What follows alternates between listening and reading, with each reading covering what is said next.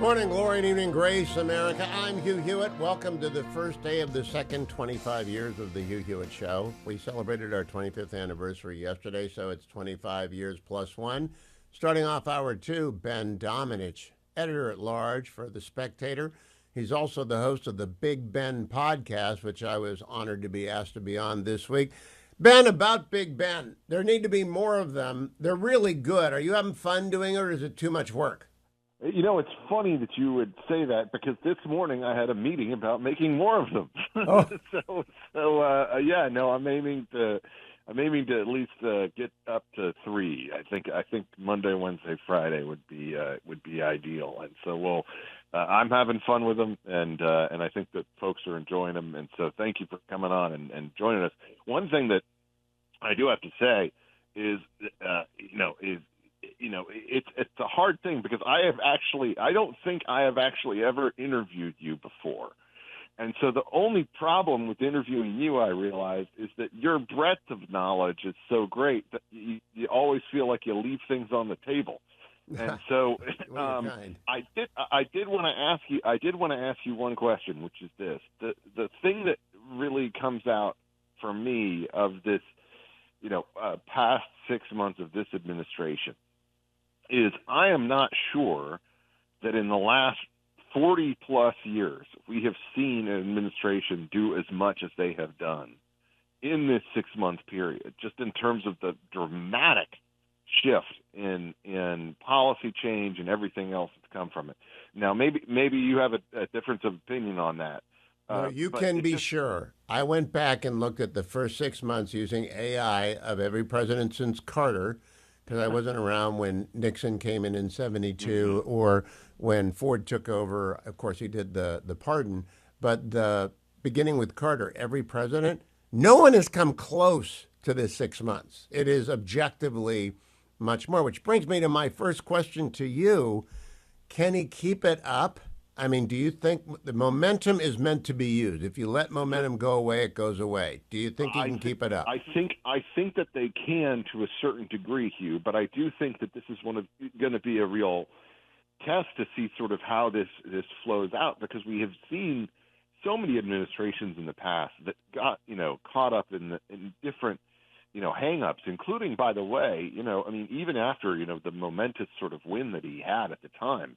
Barack Obama just got caught in a slog in a major way, and was never really able to recover from that. Now as someone who has a difference of opinion, I'm happy about that, but it's also the situation where, can you believe the amount that they've been able to achieve in this time, that they continue it going?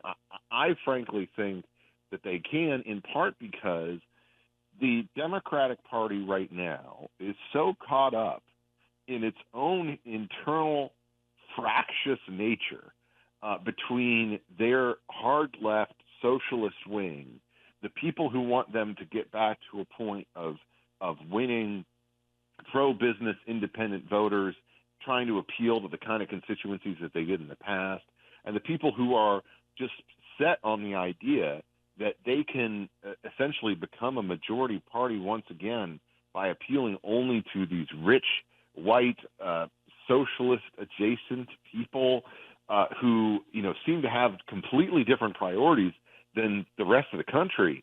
I mean, it is really a problem for them, and I don't think that they're going to be able to solve it in short order. I think that this is going to be something that continues through the midterms, only because Democrats are not going to be able to get their house in order. One of the people you might interview, I've got Newt Gingrich on next week. He was going to come on yesterday, but I think he had an accident of some sort. Nothing serious, but he was postponed a week. He's got a new book out called Trump's Triumph about what needs to get done. There's a lot in there. There's a lot he could choose, but he's got to choose and he got to focus. I was struck by the fact Speaker Johnson said we can do 2 more reconciliations, which means simple majority in the House, simple majority in the Senate. And do you think they would dare do something? I hope they would. I do want them to plus up defense again. I do want them to add to regulatory reform. But could they bend one entitlement a little bit? And for example, is Social Security. The retirement age is 65. Could we kick that up to 66 and then start adding 1 month every year for the next Look, 60 years? Could we do that? This is the most obvious. It's the most obvious thing in the world, and it's the kind of thing that I frankly think that for my generation, which believes pretty wholeheartedly that this is not going to be around for us With good if reason. things continue as it is. Yeah. That we have to start plussing it up. We have to start taking these steps towards gradual incremental change in order to make this a program that is even going to exist in the next couple of years. And look, this Social Security, when it was invented, was never supposed to be around forever. It was not supposed to be something that was coming in at a point where most people are continually working or continually sort of being active. And part of the issue here is just, the expansion of lifespan and everything else that comes with it, entails upon us, a burden that says, hey, we've got to plus this up. We've got to make this something that is going to be able to endure. And I hope that this is something that will at least be entertained. Unfortunately, I think that there's a lot of I heard Rand Paul yesterday in a segment before me on Stuart Varney talking about how the only thing that really needs to happen in order to actually have some kind of entitlement reform is to send about 100 members of Congress to chiropractors to have them installed with metal in their spines in order to actually affect a change. And he's not wrong about that. So there's a lot of... The biggest obstacle is President Trump made a commitment not to touch entitlements. Yep. Now, there's some space there. If you do things that don't affect people unless they're 55 years and younger, you're not affecting entitlements. If we have time to plan, we will plan. This is the thing. Americans pretend as if especially these scaredy cats on the Republican side, they pretend as if Americans don't change their behavior based on government policy. Well, that they do, and the simple fact is that they would change their behavior and they would change their investments based on this. Look, I'm hopeful, Hugh. I think that this is the situation where we have a unique moment in time. A dysfunctional Democratic Party that can't get its act together, a Republican Party that has a narrow window in which to affect significant change. And I think that they should take advantage of that and press things toward the things that need to be done, that we all know need to be done. Now, Newt argues in his book, and I've already read it because he was supposed to be on yesterday. One of the things is there have been 3 occasions where the first off-year election, a president increased his numbers in the House of Representatives, and one of those was in 2002, which is the election following 2001, so it's an outlier. Do you think the Republicans could actually expand their majority in 2026? I think it's a very hard path, Hugh, but I think it's not something that is out of the realm of possibility. And I also think that this is something that requires some leadership on the part of Speaker Johnson and of the Majority Leader John Thune to demonstrate to us that they can take advantage of this moment and lean into the things that they believe about this bill in a way that sells it to the American people, because I don't believe that sale has been made yet. I agree. And everyone's so astonished that it's done. No one has taken time to do a victory lap. Of course, the president is doing what he should do. He's in Texas today with the grieving and the suffering, and that's what he should do. But then they ought to start selling the win. They've got to start selling the win. And this is the thing that we observe, from the outside, which is that they have not been making the case for what is going to come out of this. All it's been is just trust us. The economy is going to improve if we pass this. They have not been leaning into the things that they've actually accomplished with it. And I think that if they do, and if they then have the trickle-down effect of that going to people who are running in more competitive races and in blue states and the like, in blue districts, they are going to be able to, I think, take a hold of that and really make a case for it. The Democrats have been playing in an open field on this for the last several months. They have been able to go to their friends in the media and say, this is a terrible thing, it's awful, it's going to hurt people, etc. I hope you saw that video of Scott Jennings and Richie Torres yes. that happened just the other day, because Richie Torres basically just admitted he doesn't know what he's talking about, like on air, on air, on CNN, and it's like your job is to know what the CBO is saying about Medicaid and the number of people who are taking advantage of it who shouldn't even be able to qualify for the program, and he was admitting that openly. That's the kind of thing that Republicans need to be leaning into. Scott Jennings should have a lower third that says cable assassin. That's what he ought to have. Just underneath there, it's cable assassin. Nothing else. Scott Jennings, West Virginia or Kentucky, cable assassin. I'll be right back with Ben Domenech during the break, and on the other side, don't go anywhere, America. I'm back with Ben Domenech. If you're not already signed up, liking and subscribing Big Ben, you ought to go to it. It is really worth your time. It's full of fun and information. Ben, 3-story today on Friday from the Washington Free Beacon. Columbia nears deal with Trump administration. University will pay discrimination victims, reveal more admissions and hiring data.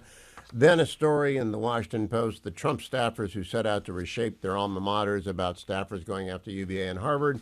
And then from the Wall Street Journal, Harvard explores new center for conservative scholarship amid Trump attacks. Neil Ferguson out at the Hoover Institution is against segregating conservatives in their own little igloos on campuses, but this is a sustained attack across elite universities. I'm hoping it accelerates, that they do 3 or 4 every 6 months, bring a new investigation, open a new civil rights case, and crush elite universities back into normalcy. What is your hope or fear for this? Look, first off, I do understand the concern that Niall Ferguson and that a number of other people I think share, that that the result of this could be kind of segregated little, hovels within universities, essentially, where they hire a couple of token conservatives to prevent this type of backlash. But I think that in reality, I think the problem has gotten so great that students, donors, and alumni are all aware of this now in a way that they were not even just a few years ago. I think that they are aware of the fact that these institutions are working at odds with the people who are going to be guiding the future. And I mean that not just in terms of economics or academia. I mean it in terms of politics and culture and everything else. These institutions thrive based on the assumption that they are raising up the next generation of leaders within every different avenue of American life. And the fact that they have proven that they are not doing that they are instead raising up the next generation of Zohran Mamdanis, that they are going to be in a position where they have their alumni turn against them. I went to William and Mary. My wife went to Columbia. We value, higher ed, as something that, is a goal. We are not of the mindset that, our children necessarily need to be, disabused of going to any of these institutions. But I will say that I have, the last several years have won my argument that Columbia is not on the list. Harvard's not on my list. I went to my reunion and I said to my granddaughter, pick a different school. I'm 100% with you, but find somewhere else. Do not go there. And maybe it'll change in 5 years. But exactly. And I think that there is we need to make these things good again.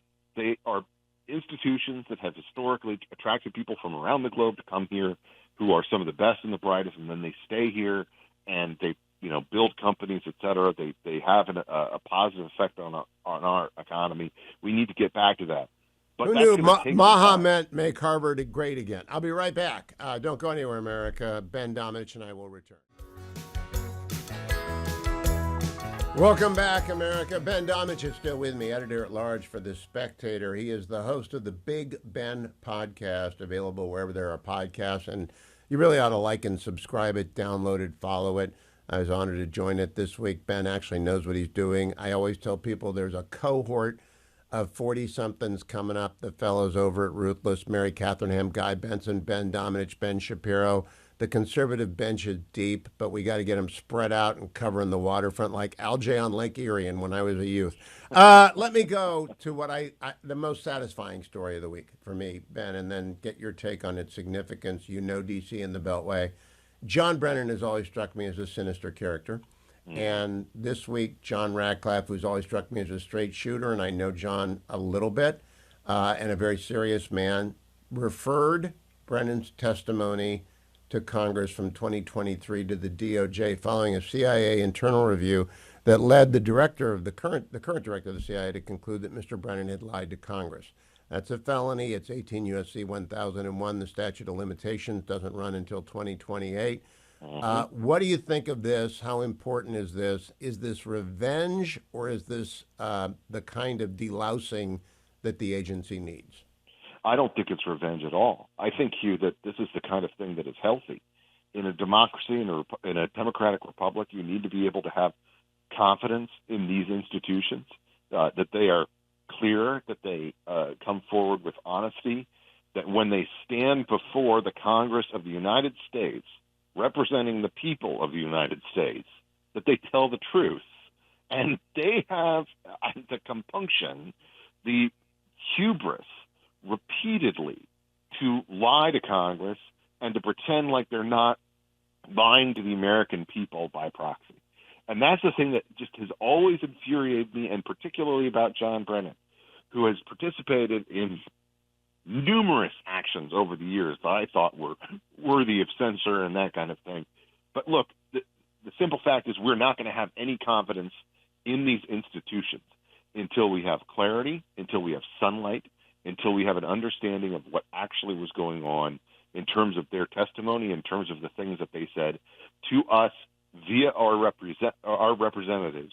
And for Brennan to go on to MSNBC and elsewhere and to say, I have no idea what this is about. This is just, unfamiliar to me. To proclaim naivete and innocence is absolutely absurd. Instead, I think he needs to be begging our forgiveness for the kinds of claims that he was making repeatedly to the American people and to our representatives that turned out to be false, that turned out to be unjustified. And look, Hugh, you and I think we have the same view of this. We want to be able to trust our intelligence services. Like we want to be able to have an intelligence services that come to us and say, when they claim something, that we can have faith in them. But we can't have faith in them as long as these kinds of bad apples and these kinds of political actors exist who lie to us repeatedly about, President Trump and about Hunter Biden's laptop, about everything else under the sun, because they believe that they know better about who ought to be in charge of our country. Now, full disclosure, I think Jim Comey kind of beclowned himself and isn't worth prosecuting. I think Jim Clapper was like Curly in the Three Stooges. I really think it's Brennan. And I think John Brennan, I've not heard that Curly comparison before, but that fits, actually. It fits. Well, yeah. And so the three things are, what did he say? What does the CIA say? If they don't match up, prosecute. And it shouldn't take forever. And it ought to be in the Northern District of Virginia, not the District of Columbia, because Langley's in Virginia. And I would like it to be either closed quickly and said there's no here. And if there is a case, I'd like it to be brought quickly, because justice delayed is justice denied. And he might be innocent. All right, I don't know. I haven't studied it enough. I think he's sinister, but that doesn't make him criminal. Yeah. I would just like to get it done. We need clarity. We need the ability to know what happened in these instances. And my feeling about John Ratcliffe is the same as yours. I think he's a straight shooter, and I don't think he would have brought this up if there was no there. No, there's only one thing that makes me worry about Ratcliffe. I caddied for him once, along with O'Brien and George Glass, our ambassador to Japan. I don't play golf. The guy shot a 74 and he missed 6 birdie putts. That's a dangerous person, if you ask me. Someone who I don't know, he's 50 years old. No one should be doing that at El Dorado in the desert. Ben Domenech, follow him at B Domenech. Listen to the Big Ben podcast. Ben, by the way, You've already got ads. It's remarkable. Is this thing taking off, the Big Ben show? We're doing great. Apparently, I'm told we're doing great, and I'm looking forward to where we build from here. And look, Hugh, I appreciate you coming on. It's always a pleasure to chat with you, and I'm hoping for bigger and better things, and really, showing people the kind of conversations that we can have in the podcast environment. Yeah, see you on the radio next Friday, but keep podcasting because it's changing the way America learns, and that's a very good thing.